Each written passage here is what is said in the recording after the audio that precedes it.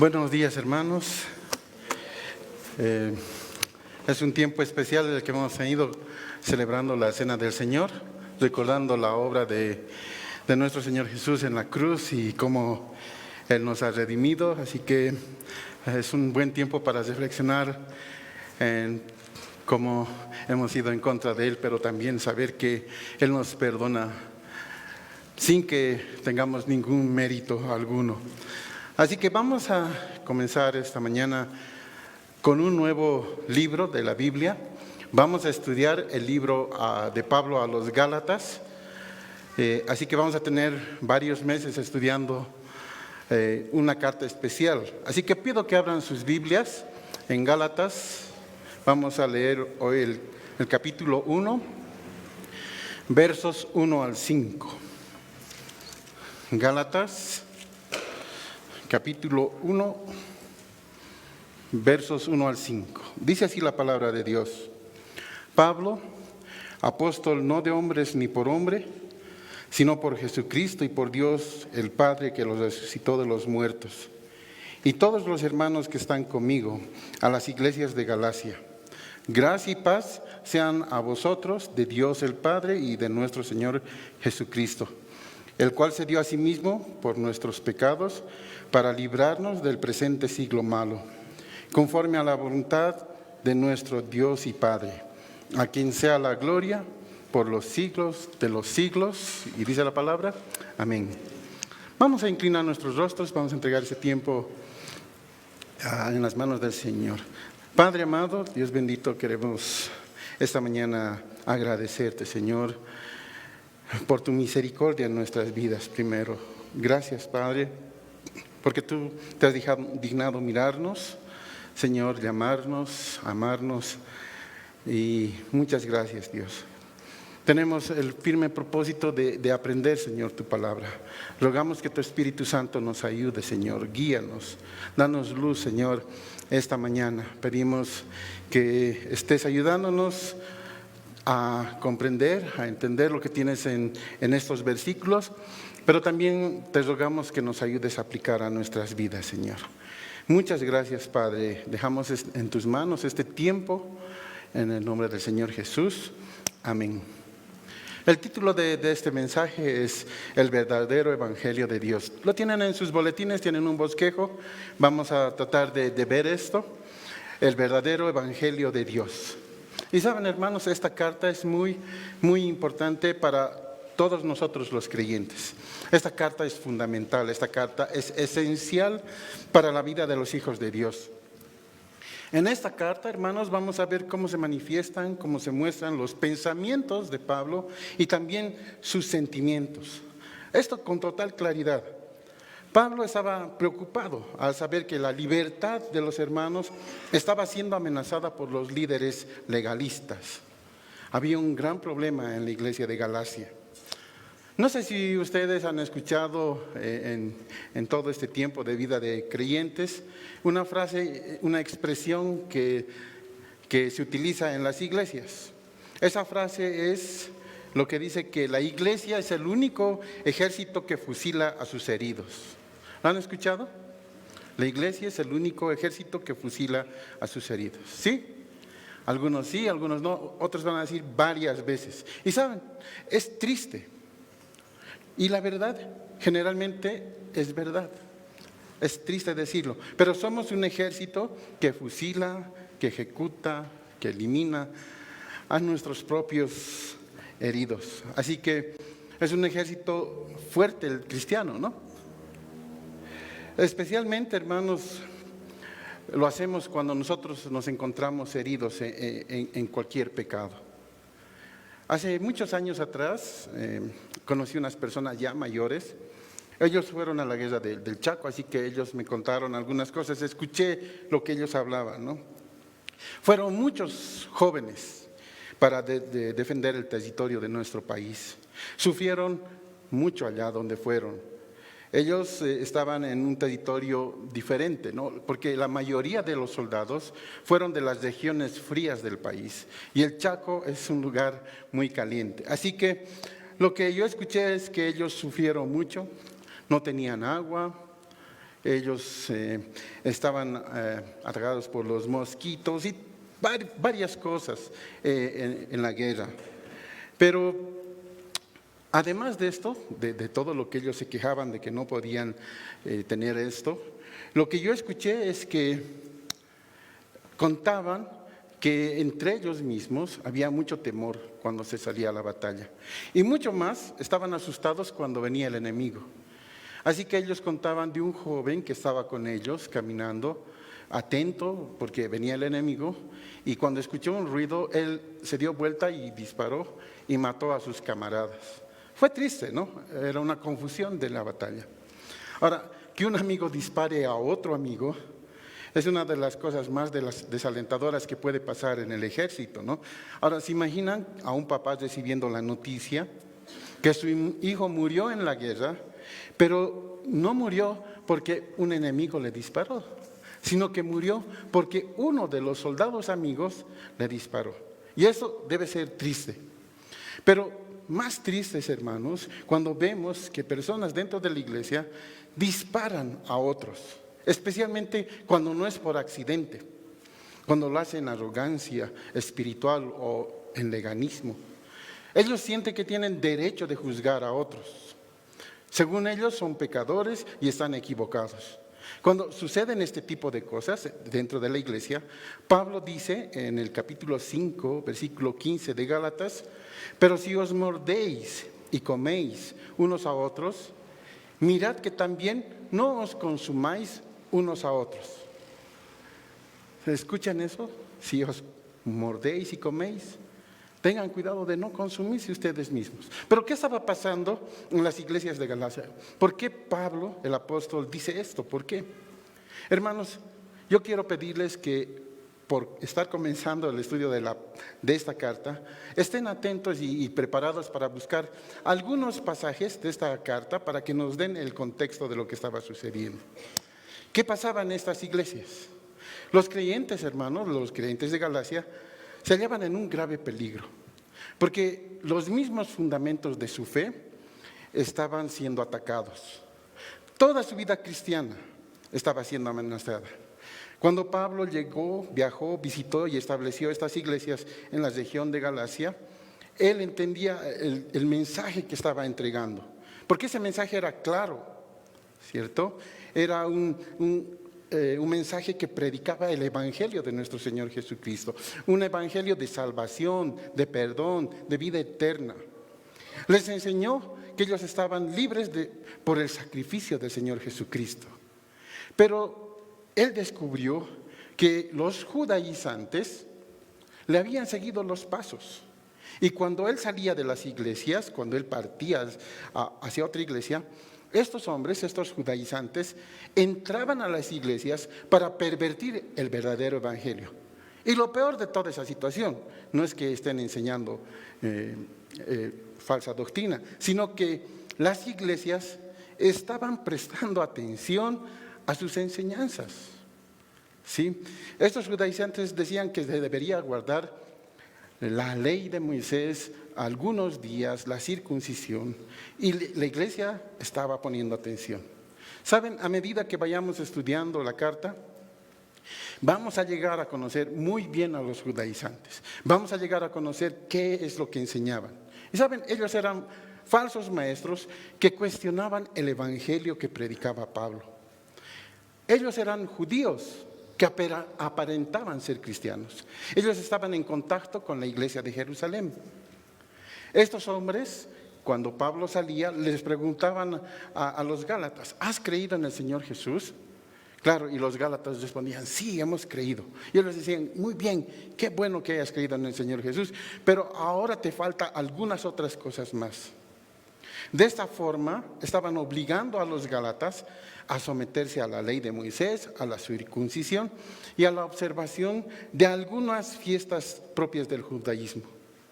Entonces, Pablo hace mención de esta gente en Gálatas 2:4. Si pueden acompañarme dando lectura, dice así, Gálatas 2:4. Y esto a pesar de los falsos hermanos introducidos a escondidas, que entraban para espiar nuestra libertad que tenemos en Cristo Jesús para reducirnos a esclavitud. Escuchan lo que dice Pablo. Les llama falsos hermanos y reprende a los creyentes de Galacia. Él les dice, ustedes estaban firmes en la libertad con que Cristo nos hizo libre. Ahora no estéis sujetos de nuevo a la esclavitud.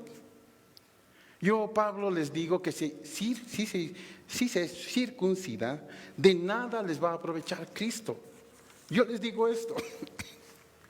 También les dice que la ley es incapaz de justificar al hombre. Leamos Gálatas 2:16, dice así: sabiendo que el hombre no es justificado por las obras de la ley, sino por la fe de Jesucristo. Nosotros también hemos creído en Jesucristo para ser justificados por la fe de Cristo y no por las obras de la ley, por cuanto por las obras de la ley nadie será justificado. Así que el apóstol estaba deseando, estaba anhelando que los hermanos, que los creyentes entiendan que el Señor fue crucificado juntamente con ellos. Él deseaba que esa verdad esté en el corazón de los Gálatas. El Gálatas 2:20 dice así: con Cristo estoy juntamente crucificado, y ya no vivo yo, mas vive Cristo en mí. Y lo que ahora vivo en la carne, lo vivo en la fe del Hijo de Dios, el cual me amó y se entregó a sí mismo por mí. Son palabras importantes para conocer lo que estaba pasando en la iglesia de Galacia. Además, en toda la carta, hermanos, lo que Pablo hace es llamarles la atención, les da una reprimenda a estos Gálatas. Pablo les dice, por ejemplo, en el capítulo 1, versículo 6, escuchen lo que les dice o pueden leer conmigo. Dice: estoy maravillado de que tan pronto os hayáis alejado del que os llamó por la gracia de Cristo para seguir un evangelio diferente, otro evangelio. Gálatas 1, 8 y 9 dice: mas si aún nosotros o un ángel del cielo os anunciara un evangelio diferente del que hemos anunciado, sea anatema, sea maldito.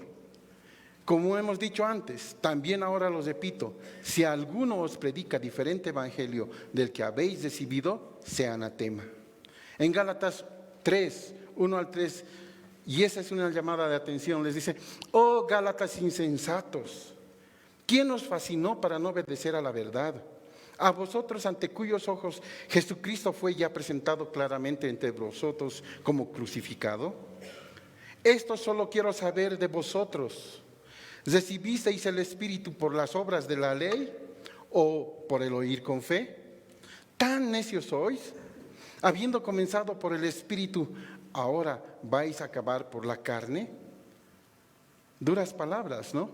Y en el capítulo 4, 9 al 11 dice así: mas ahora, conociendo a Dios, o más bien siendo conocidos por Dios, ¿cómo es que os volvéis de nuevo a los débiles y pobres rudimentos, a los cuales os queréis volver a esclavizar?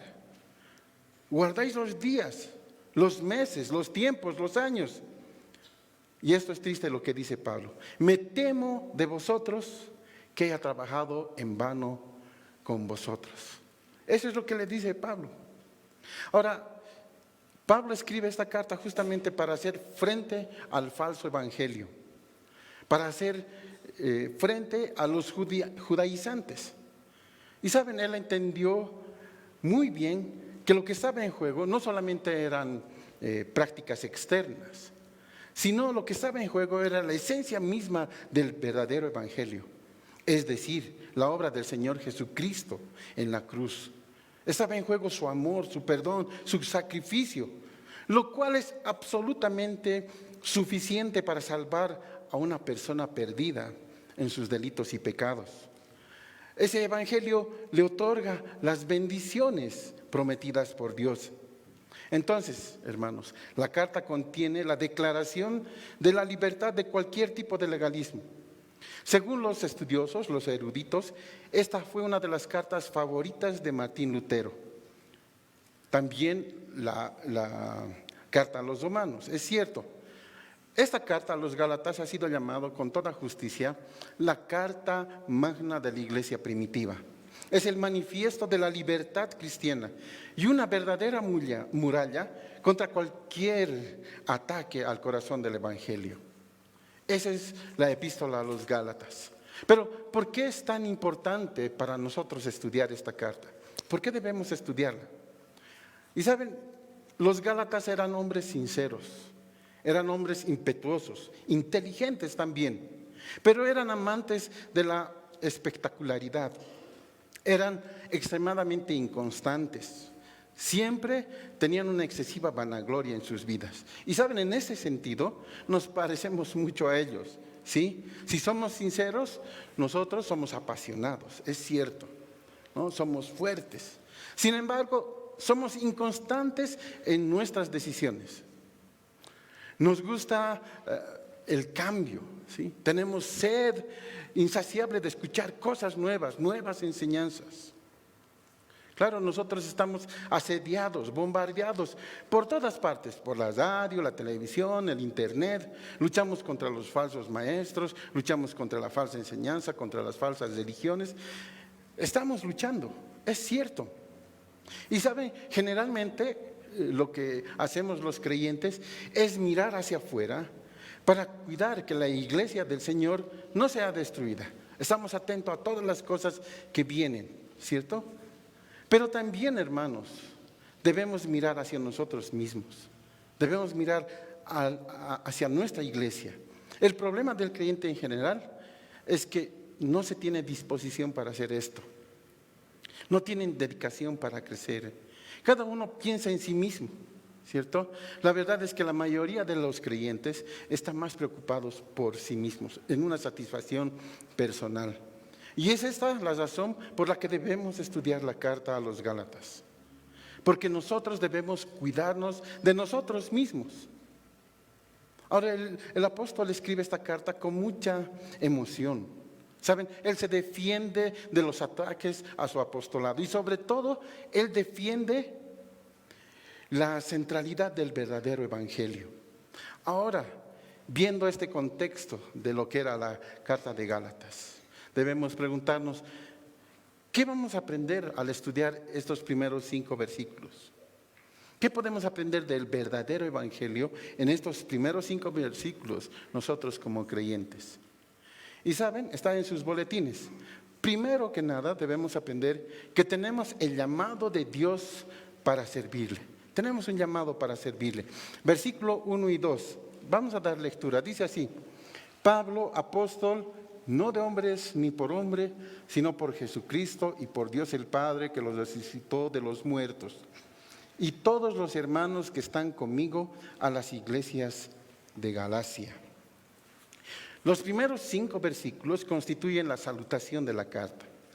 En ellos, en estos 5 versículos, encontramos un mensaje duro, severo y solemne. No hay duda que el apóstol Pablo escribió esta epístola, esta carta. En este versículo leímos su nombre, Pablo. En el capítulo 6, versículo 11, él escribe así. Dice: mirad con cuán grandes letras os escribo de mi propia mano. Sí, hermanos, el apóstol Pablo se dirige a las iglesias de Galacia. Él está escribiendo a esas iglesias. La palabra Galacia aparece en Hechos de los Apóstoles, capítulos 16, versos 6, capítulo 18, versículo 23. Y saben, existe mucha confusión sobre el área, la zona a la que se refiere Pablo. Algunos estudiosos se refieren a la Galacia del norte, que Pablo escribió a la Galacia del norte. Otros afirman que se dirigió a la Galacia del sur. Y saben, entre los eruditos y estudiosos, generalmente se acepta que Pablo se dirige a las iglesias de la Galacia del sur. Esto es entonces a las iglesias de Antioquía de Pisidia, Iconio, Listra, Derbe, iglesias que han sido fundadas durante el primer viaje misionero de Pablo. Respecto a la fecha, ¿cuándo se escribió la carta? Si aceptamos que fue escrita a las iglesias de Galacia del Sur, entonces aproximadamente fue escrita entre los años 49 al 51. Y es muy probable que esta carta haya sido escrita antes del concilio de Jerusalén que aparece en el capítulo 15 de Hechos. Y después de una situación muy triste que es conocida como el conflicto de Antioquía, en el que estaba involucrado Pedro y Bernabé.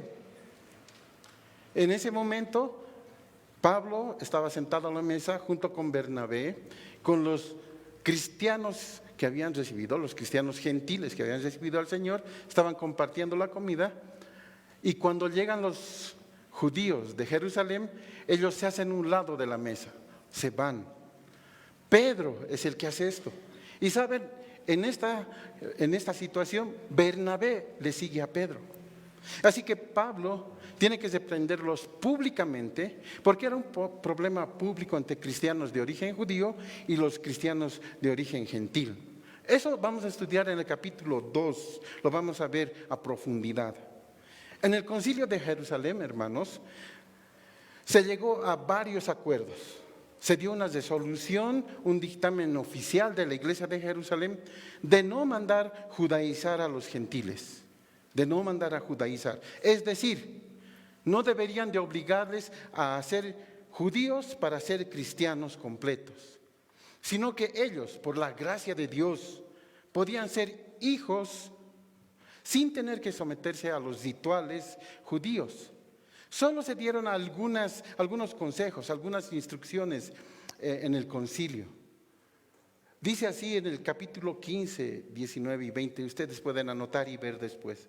Por lo cual yo juzgo, dice Jacob, que no se inquiete a los gentiles que se convierten a Dios, sino que se les escriba que se aparten de las contaminaciones de los ídolos, de fornicación, de ahogado y de sangre. Eso es lo que dice. Por otro lado, hermanos, Pablo describe a los Gálatas en esta carta. Él los describe, nos muestra quién eran los Gálatas. Veamos algunos versículos, hermanos. Pablo les dijo a los hermanos de Gálatas, en el capítulo 4, versículo 8, ciertamente en otro tiempo, no conociendo a Dios, servíais a los que por naturaleza no son dioses. Ellos eran unos paganos, ¿no? Y cuando Pablo tuvo contacto con estos paganos, les predicó el verdadero evangelio de la gracia de Dios. También los guió a recibir a Cristo como su Salvador personal, dejando atrás sus dioses. También el apóstol les recuerda a sus lectores la alegría y la buena disposición que tenían al recibir el evangelio. Capítulo 4, versículo 13 al 15 dice así: pues vosotros sabéis que a causa de una enfermedad del cuerpo os anuncié el evangelio al principio, y no me despreciasteis por la prueba que tenía en mi cuerpo. Antes bien me recibisteis como a un ángel de Dios, como a Cristo Jesús. ¿Dónde pues está esa satisfacción que experimentaban? Porque os doy testimonio de que si hubieseis podido, os hubierais sacado los ojos, vuestros propios ojos, para dármelos. Imagínense cómo habían recibido el evangelio. Los creyentes de Galacia amaban a Pablo, querían a Pablo, y estaban incluso dispuestos a dar sus ojos. Sin embargo, toda esa situación cambió, se vio perturbada por los falsos maestros después de la salida del apóstol. Ellos se introdujeron a las iglesias de Galacia para enseñar nuevas doctrinas, para enseñar falsas doctrinas y además atacar la legitimidad del apostolado de Pablo. Por esa razón Pablo les dice en el capítulo 5, verso 7, vosotros corríais bien. ¿Quién os estorbó para no obedecer la verdad?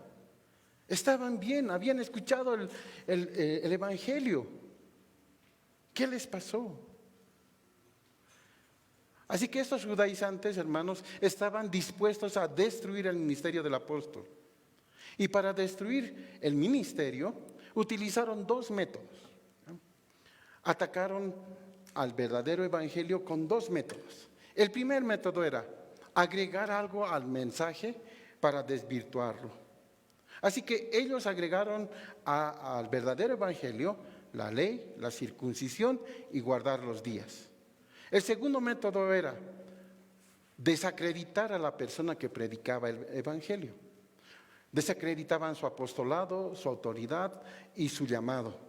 Entonces, Pablo tiene que responder a estas críticas en términos muy firmes. Él les dice: yo tengo el llamado de Dios para servirle. Y saben, él afirma que es un apóstol de Jesucristo, que era un enviado, un embajador representando al Rey de Reyes, y tenía un mensaje que proclamar, y ese mensaje era el evangelio. Eso es lo que dice Pablo. Pero debemos preguntarnos: ¿quién era Pablo? ¿Cómo fue llamado a servirle a Dios? ¿Cómo llegó a ser un apóstol? Entonces, Pablo, esa palabra significa pequeño. Es el nombre con el cual el apóstol se presenta en el 100% de sus cartas. Pablo es una de las principales figuras del Nuevo Testamento, de la iglesia del primer siglo, junto con Pedro y Juan. Él realizó 3 viajes misioneros. Su principal objetivo era evangelizar a los no judíos, ya que él era un apóstol a los gentiles. ¿Saben? Su primer nombre era Saulo, en honor al primer rey de Israel, Saúl.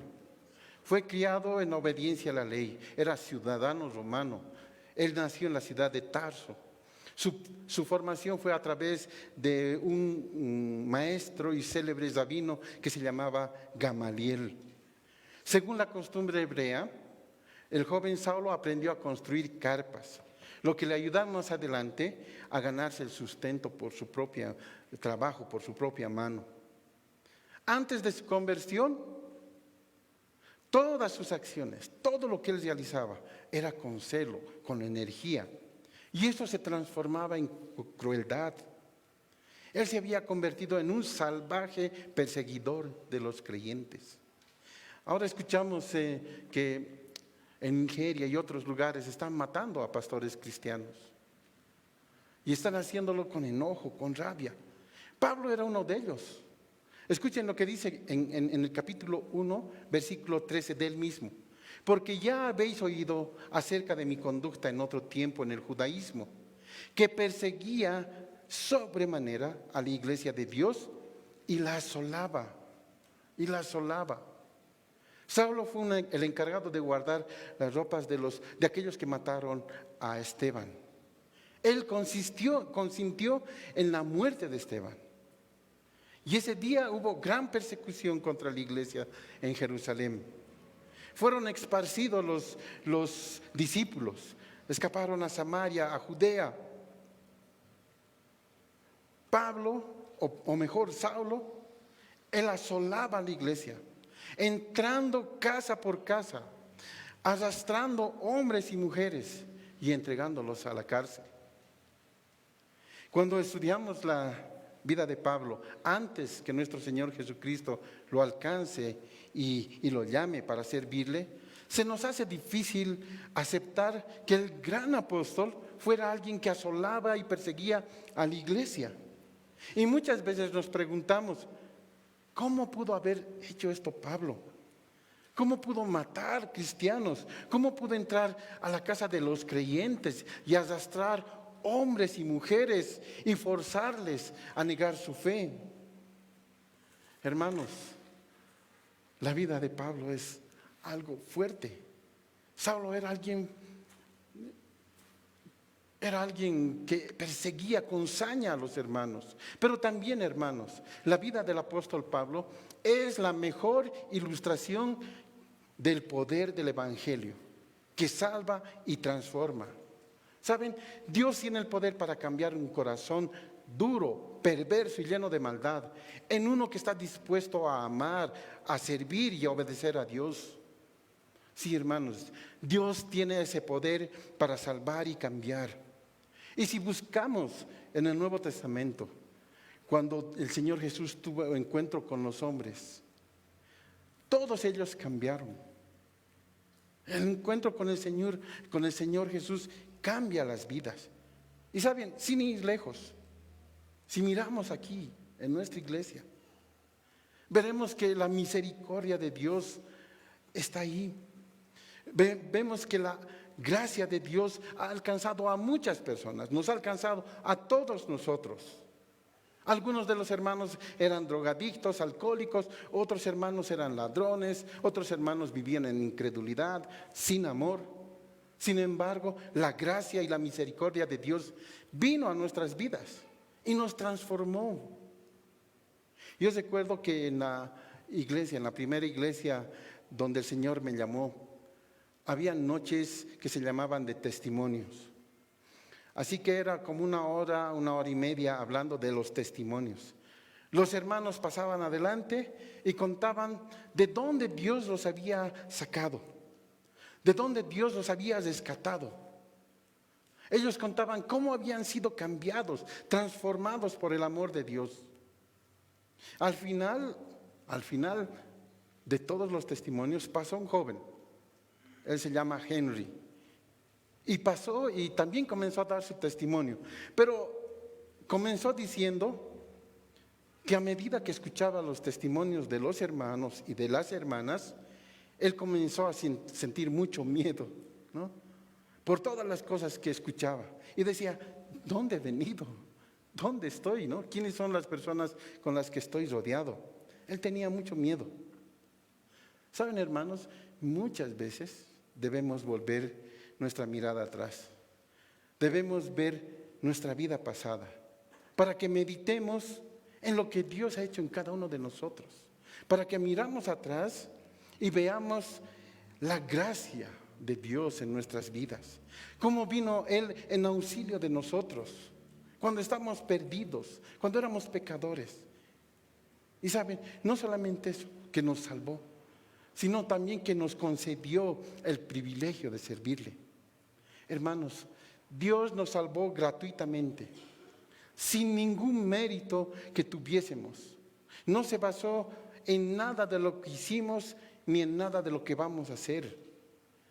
Él no hizo eso. Él nos amó y nos salvó. Y ya. Ahora, por todo lo que hemos visto de la vida de Pablo, antes de ser el apóstol, ¿merecía ser condenado, hermanos? Sí, merecía ser condenado. Era culpable de pecados muy graves y él lo sabía perfectamente. Pero ¿saben? Nuestro Señor Jesucristo lo salvó, lo transformó y también le llamó para servirle. Y una vez más debemos decir que la vida de Pablo es el mejor ejemplo del verdadero evangelio de Dios, que nos salva por gracia y no por obras, como decían los judaizantes. Ahora, si vemos nuestras propias vidas, no habíamos hecho nada para que el Señor nos alcance. No teníamos mérito alguno, pero Él vino y nos salvó, vino y nos amó. Él tomó la iniciativa, nos sacó del pecado, de los delitos. Somos un ejemplo de ese amor de Dios. No lo olviden, hermanos, el apóstol fue alcanzado, fue cambiado, fue transformado. Ahora podía amar a Dios, ahora podía servirle, al igual que nosotros. Pero no era suficiente que él vaya todos los domingos a la iglesia. No era suficiente que tenga armonía y se reúna con algunos hermanos. Eso no era suficiente, no era suficiente. Pablo debería de darse, entregarse con el mismo fervor, con la misma pasión que cuando perseguía a la iglesia. Y saben, eso es lo que hizo Pablo. Él amaba a Dios y amaba a los hermanos. Su odio se convirtió en amor. Sin embargo, eso no quiere decir que Pablo debería decir a todo el mundo, te quiero, te amo. No quiere decir que Pablo se debería quedar callado cuando veía pecado. Más bien, su amor iba a mostrar en su sacrificio, en su servicio a otros. Su amor se iba a mostrar en la preocupación del estado espiritual de los hermanos. Y eso es lo que estaba haciendo. Pablo estaba preocupado por la situación espiritual de los Gálatas. Por eso escribe la carta. Por eso escribe la carta. Ahora, Pablo se llama a sí mismo apóstol, no de hombres ni por hombre. Los judaizantes aborrecían el Evangelio, aborrecían la verdad que predicaba Pablo. Y por esa razón perseguían al predicador. Ellos decían que el apóstol había recibido su autoridad de hombres, de otras personas, y que fue enviado por ellos. Y ellos se estaban refiriendo a la iglesia de Antioquía, a los ancianos de la iglesia de Antioquía. En el capítulo de Hechos, capítulo 13 en adelante, desde el 1 en adelante, nos cuenta cómo han sido enviados Bernabé y Saulo al principio. Los ancianos oraron, impusieron manos para que el apóstol y Bernabé salgan en el viaje misionero. Así que ellos decían, esos hombres son los que le han comisionado a Pablo. O decían que el apóstol tenía un llamado por medio de un hombre. Y ellos se referían a Bernabé, porque Bernabé fue el que fue a buscar a Pablo para invitarle a que lo acompañara en la obra misionera. Ellos decían entonces, fue enviado por hombres o máximo Bernabé, un hombre, lo invitó. Ahora se considera ambas formas para ver que solo era una comisión y un mensaje humanos. Pablo afirma que su apostolado le es dado por Jesucristo y por Dios el Padre que los resucitó de los muertos. Eso es lo que afirma. El Señor Jesucristo, resucitado y glorificado, es el que le comisionó, es el que cambió por completo su vida. Escuchen lo que dice en el capítulo 1, versículo 10 de Gálatas. Pues, dice, ahora busco el favor de los hombres o el de Dios, o trato de agradar a los hombres. Pues si todavía agradara a los hombres, no sería siervo de Cristo. Entonces Dios llamó a Pablo al ministerio. Su servicio estaba basado en el Señor Jesucristo, que vive y no está muerto. Ese Señor que ha resucitado. Eso dice Él. Él me ha comisionado, Él me ha enviado. Hermanos, ¿estamos dispuestos a decir como el apóstol, Él me ha llamado? ¿Él quiere que le sirva? ¿Estamos dispuestos a servirles? Muchas veces la arrogancia espiritual, muchas veces el legalismo nos hace sentir que tenemos derecho para juzgar a otros. Pero no es así. Ahora hay muchos en la iglesia en general, en la iglesia evangélica en general, que están predicando obras en vez de la fe. Están predicando el hacer en vez de la obra perfecta del Señor Jesucristo. ¿Saben? El Señor nos salvó y Él es el que está transformando nuestra vida constantemente. No debemos olvidar que nos llamó para servirle. Y saben, nosotros no tenemos un llamado de hombres. No tenemos un llamado de hombres. No nos puso un hombre para servirle. Nosotros tenemos el llamado de Dios mismo. Él nos llamó para servirle. La pregunta es si es que lo estamos haciendo. En el lugar donde te encuentres, ¿estás sirviendo a Dios? ¿Estás sirviendo a Dios? A veces nos equivocamos, ¿no? Pensamos que es el pastor el que tiene que decirnos, un hombre. Pero el Señor ya nos ha salvado, está transformándonos y nos ha llamado a servirle. Y esa es la verdad que podemos encontrar en estos primeros versículos. Pero hay más. ¿Qué más podemos aprender de este verdadero evangelio? Y en segundo lugar, nosotros podemos aprender que nuestro llamado a servirle se basa en la obra de Cristo. Nuestro llamado se basa en la obra de Cristo. Versículo 3 al 5. Vamos a dar lectura. Dice así: gracia y paz sean a vosotros de Dios el Padre y de nuestro Señor Jesucristo, el cual se dio a sí mismo por nuestros pecados para librarnos del presente siglo malo, conforme a la voluntad de nuestro Dios y Padre, a quien sea la gloria por los siglos de los siglos. Amén. Y esa palabra amén es especial, ¿sí? Es especial. Cuando Dios dice amén, no va a cambiar lo que Él dice. Cuando Dios dice algo y dice amén, así será, no va a cambiar. Cuando el hombre dice amén, es que así sea, lo que Dios quiera. Así que encontramos esa palabra. Ahora, es interesante ver que en estos primeros versículos el apóstol nos muestra el carácter, el tono de la carta, ¿no? De todo lo que vamos a escuchar.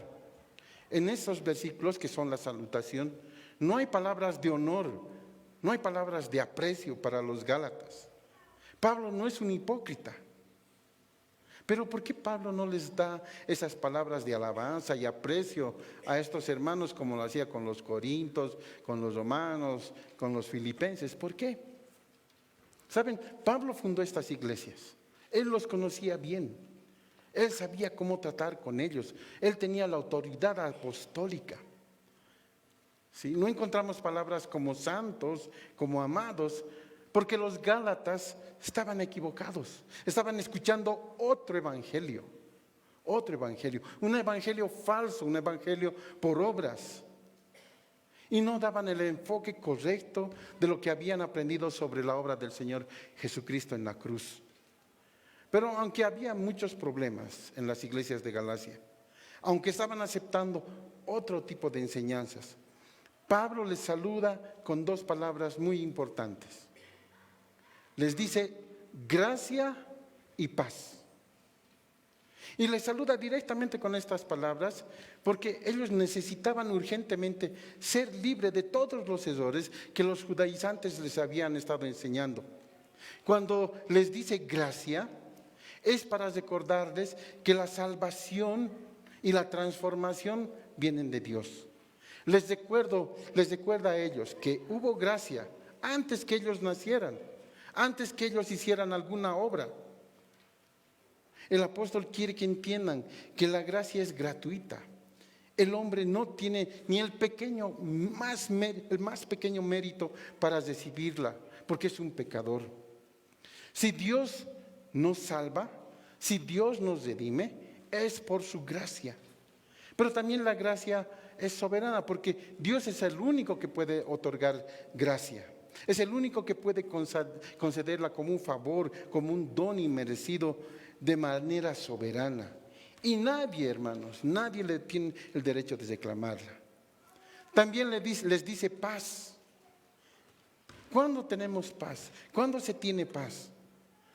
Podemos tener paz cuando Dios nos redime. Tenemos paz cuando Dios perdona nuestros pecados. Es la única manera.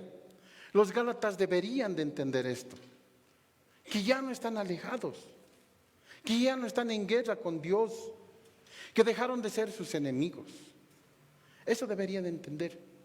Hermanos, la paz no proviene de un hombre, la paz no proviene de sabiduría o por las buenas obras que hagamos. La paz más bien proviene de una buena conciencia, porque sabemos que todos hemos errado, sabemos que todos nos hemos equivocado. Así que la paz proviene, resulta, se origina solamente en una relación con Dios en Cristo Jesús. Si la salvación es por obras, como afirmaban los judaizantes, entonces no es por gracia. Y si no es un regalo inmerecido, si no es por gracia, entonces es imposible tener paz. Porque nadie podría tener la certeza ni la seguridad de tener las suficientes obras para tener vida eterna. Nadie. La salvación es un regalo de Dios para la humanidad. Pero ¿cómo habían recibido este regalo los Gálatas? ¿Cómo hemos recibido nosotros este regalo? En el versículo 4, el apóstol pasa a explicar que solo nuestro Señor pudo hacerlo. Le pertenecemos a Él, somos enteramente suyos. Él nos ha comprado, nos ha ganado y nos ha hecho su propiedad. Él se dio a sí mismo por nuestros pecados. Él se dio a sí mismo. Fue un acto voluntario. La muerte de nuestro Señor Jesucristo fue una operación de rescate. Él vino a la tierra, nos amó, se sacrificó, ¿cierto? Sufrió la burla, la maldición de la muerte en la cruz por seres caídos, por seres depravados y pecadores como nosotros. Él dio su vida por los Gálatas y también por nosotros. Nadie le quita su vida, Él la entrega. De esa forma hemos llegado a ser sus hijos y ahora les servimos. Además, hermanos, Nos dice Pablo que el Señor Jesús murió, se entregó a sí mismo con un propósito. Y ese propósito es librarnos del presente siglo malo. Hermanos, el presente siglo malo es cruel. Comenzó con la muerte y resurrección de nuestro Señor Jesucristo y terminará cuando Él regrese. El presente siglo malo es viciosamente malvado. Impone al mundo cómo debe pensar, qué cosas comer, cómo vestir. El presente siglo malo está lleno de inmoralidad, está lleno de engaño, ¿cierto? Es degenerado, es depravado. Busca corromper y llevar a la destrucción a los seres humanos. Pero saben, el Señor Jesucristo nos libró de esa corrupción, nos libró del castigo. Él se dio a sí mismo. Antes nosotros vivíamos en pecado, ¿cierto? Pecábamos en pensamiento, pecábamos en palabra, en nuestras obras. Nuestra vida, nuestra existencia no eran para la gloria de Dios. Pero ahora que hemos sido libertados de este presente siglo malo, podemos servir y glorificar a Dios. Podemos hacerlo. Vivimos en este mundo, es cierto. Vivimos en este presente siglo malo, pero ya no somos de este mundo, ya no somos de este presente siglo malo. El Señor nos liberó. Y esta liberación, hermanos, dice la palabra, que fue conforme a la voluntad de nuestro Dios y Padre. La voluntad de Dios es perfecta. Él mira nuestras necesidades, tiene compasión, misericordia por nosotros. Así que nosotros debemos de conocer que todo lo que tenemos es por la voluntad de Dios, son por las misericordias de Dios Padre. Yo no estaría aquí esta mañana si no fuera por la voluntad de Dios. Hermanos, ustedes no estarían aquí si no fuera por la voluntad de Dios. Este es el verdadero evangelio. Este es el verdadero evangelio, que el Señor Jesús se dio a sí mismo por cada uno de nosotros, conforme a la voluntad de nuestro Dios y Padre. Pero qué difícil es para el ser humano, ¿no es verdad?, aceptar esto. Porque somos propensos a hacer algún mérito para salvarnos. Queremos hacer algo para devolver, algo para devolver al sacrificio del Señor Jesús. Se nos hace difícil aceptar que el único requisito para ser salvos, justificados, santificados y glorificados es tener fe en la persona y en la obra del Señor Jesucristo. Por esta razón, hermanos, el ser humano cae con tanta frecuencia en el error de pensar que para vivir para el Señor hay que poner la fe en Cristo y también cumplir con algunos requisitos o obrar. Así es, así somos. Pero Pablo en estos primeros 5 versículos quiere que entendamos que el Señor nos amó, que Dios ha manifestado su amor entregando a su Hijo por nuestros pecados, por nuestros delitos. Él nos salvó. Quiere que entendamos que nosotros no tenemos méritos para agradar a Dios. Él nos amó, aun cuando éramos pecadores. Nos amó por gracia y nos dio paz. Así que, hermanos, nosotros, hermanos, debemos tener esa convicción que Dios hizo todo por nosotros, que Él nos salva, que Él nos transforma.